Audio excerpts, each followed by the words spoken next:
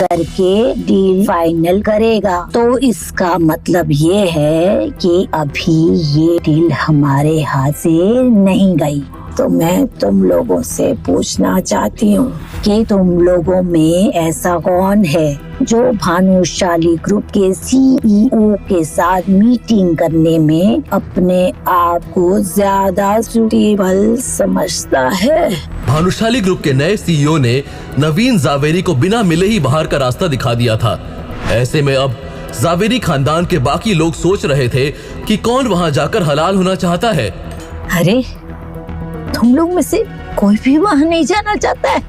एक तरफ जहां सभी लोग खामोश थे, तो वहीं अचानक से मैम्बू अंकल के दिमाग में एक खुराफाती आइडिया आया और उस आइडिया के बारे में सोचते हुए उनके चेहरे पर शातिर मुस्कान आ गई। तुरंत ही वो अपनी चेयर से उठे और जोर से चिल्लाते हुए बोले, माँ, मुझे लगता है कि उस नए सीईओ से मिलने के लिए हमारी अनिका बेटी सबसे ज्यादा ठीक रहेगी। मैम्बू अंकल की वजह से सेंटर ऑफ अटेंशन पूरी तरह से अनिका पर आ गया था। हालांकि वो बहुत अच्छे से जानती थी कि मैम्बू अंकल ये सब क्यों कर रहे हैं, जिससे वो अनिका के लिए प्रॉब्लम्स क्रिएट कर सके। लेकिन अनिका ने ये एक्सपेक्ट नहीं किया था कि मैम्बू अंकल इतने बेशर्म हो जाएंगे कि इतने हाई प्रोफाइल मैटर में सीधा उसे इन्वॉल्व कर देंगे। और यही सोचते हुए उसने कहा, दादी, लेकिन मैं इतने बड़े मैटर को कैसे। अनिका मन ही मन बहुत गुस्सा थी और साथ ही साथ ये भी सोच रही थी कि कैसे इस मामले से बाहर निकला जाए। लेकिन इससे पहले कि अनिका कल्याणी को समझाते हुए अपना कोई रीजन देती, मैम्बू अंकल यानी नवीन जावेरी ने बीच में टोकते हुए कहा, अनिका बेटी, तुम्हारी दादी भी यही चाहती है कि तुम जावेरी खानदान में अपना कंट्रीब्यूट करो, और तुम्हारे पापा ने भी यही किया था। क्या ये तुम्हारा फर्ज नहीं है? क्या तुम अपनी रिस्पॉन्सिबिलिटी से बचने का एक्सक्यूज तो नहीं ढूंढ रही? दादी, ऐसा कुछ नहीं है, पर मैं। अनिका के एक्सप्रेशंस देखकर मैम्बू अंकल को मजा आ रहा था। देखो अनिका, मैं जानता हूँ कि तुम्हारी अंजी कॉर्पोरेशन पिछले कुछ महीनों से घाटे में चल रही है और तुम्हें उसमें बहुत नुकसान हो चुका है। तुम्हें अपनी कंपनी को पटरी पर लाने के लिए बहुत सारी कैपिटल की जरूरत है ना? देखो अनिका, ये मैं तुम्हारे अच्छे के लिए कर रहा हूँ। अगर तुमने जावेरी खानदान में अपना कंट्रीब्यूशन दिया और तुम्हारी वजह से हमारी ये डील क्रैक हो गई, तो दादी तुम्हारी कंपनी को बैंकक्रप्ट होने से बचा देगी। माँ, मुझे लगता है कि अनिका इस काम को करने के लिए सबसे ज्यादा सुटेबल है। आपको क्या लगता है? कल्याणी के दिल में मैम्बू अंकल की एक अलग ही रिस्पेक्ट थी। वो कल्याणी के सबसे फेवरेट थे। जाहिर सी बात है कि उनके सजेशन ने कल्याणी के मन में अनिका को लेकर अटेंशन पैदा कर दी थी। तो ठीक है अनिका, हम तुम्हें एक मौका देते हैं। तुम्हें कल ही भानुशाली ग्रुप के नए सीईओ से मीटिंग करने के लिए जाना होगा।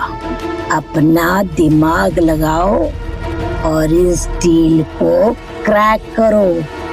Do not let me down. दादी, लेकिन मैं। तो ठीक है, कल अनिका हमारी फैमिली को रिप्रेजेंट करेगी। फिर जो होगा देखेंगे। अभी के लिए ये मीटिंग खत्म करते हैं और जिसको जो भी करना है कर सकता है। जब अनिका की नजर मैम्बू अंकल पर पड़ी, जो उसे देखकर हंस रहे थे, तो अनिका को और भी ज्यादा गुस्सा आ गया। अनिका के मन में क्या चल रहा है या फिर वो क्या कहना चाहती है, किसी को भी उसकी कोई परवाह नहीं थी। जैसे ही कल्याणी ने मीटिंग खत्म की, वैसे ही एक एक करके सभी वहां से जाने लगे थे। अनिका का मूड बहुत खराब था। घर आने के बाद जितना ज्यादा वो कल की मीटिंग के बारे में सोच रही थी, उतना ही ज्यादा उसे अनकंफर्टेबल फील हो रहा था। जावेरी खानदान में सभी को पता था कि भानुशाली ग्रुप के साथ डील करना नेक्स्ट टू इम्पॉसिबल है, और अब यह इम्पॉसिबल टास्क अनिका के सर पर आ गया था। उसे कोई आइडिया नहीं था कि वो कल भानुशाली ग्रुप के नए सीईओ के साथ मीटिंग में क्या करने वाली है, और यही सब सोचते हुए अब अनिका को बहुत घबराहट होने लगी थी। जब अनिका को कुछ भी समझ नहीं आया, तो अनिका ने अपनी कजिन भाग्या को कॉल किया। भाग्या अनिका से छोटी थी, लेकिन बिजनेस मैनेजमेंट की पढ़ाई कर रही थी, और इसलिए अनिका उससे हमेशा कोई ना कोई सजेशन तो लेती ही रहती थी। साथ ही साथ अनिका भाग्या से ये भी जानना चाहती थी कि क्या उसके पास कोई अच्छे सजेशंस हैं जिनकी वजह से अनिका का काम आसान हो जाए, और उसे उसके साथ चलने के लिए कहा। क्योंकि भाग्या छोटी थी इसलिए जावेरी खानदान उससे तो भानुशाली ग्रुप के सीईओ से मिलने का मौका नहीं देगा, लेकिन तो क्या हुआ, कम से कम वो अपनी बहन अनिका की मदद तो कर ही सकती है।